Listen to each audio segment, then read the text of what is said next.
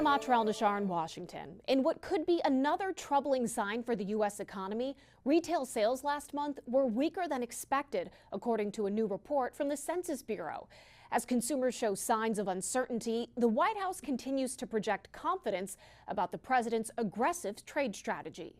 America's robust and resilient consumer is showing signs of scaling back. Retail sales in February rose 0.2%, falling short of the Dow Jones estimate of 0.6% growth. It tracks with an 11% drop in consumer sentiment this month, recorded by the University of Michigan's closely watched surveys of consumers.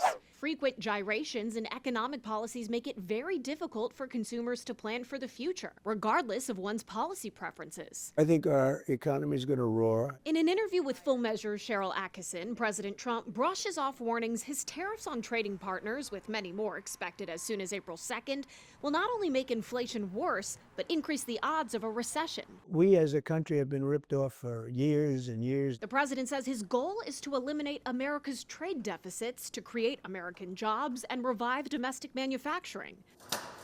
By imposing tariffs, Trump says America's trading partners will be pressured to eliminate their own trade barriers on American imports, and if not, the U.S. will benefit from the tariff revenue. Here's one example the president often cites of America being, quote, ripped off. So we want to sell milk into Canada, and they throw a 270% price increase on the milk. Canada's policy is a bit more complicated than that. The country allows a certain amount of American dairy to enter the country tariff-free.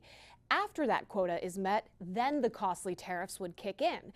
But the U.S. has never even gotten close to exceeding that limit. Canada, along with Mexico and European trading partners who've just been hit with steel and aluminum tariffs, are retaliating with even more tariffs on American products, leaving many to wonder, is all of this worth it? The reality is that it has taken literally decades to build this globalized economy, for better and for worse. But that cannot be reversed in a day. The president says there will be economic disturbance, but tells Americans it won't last long.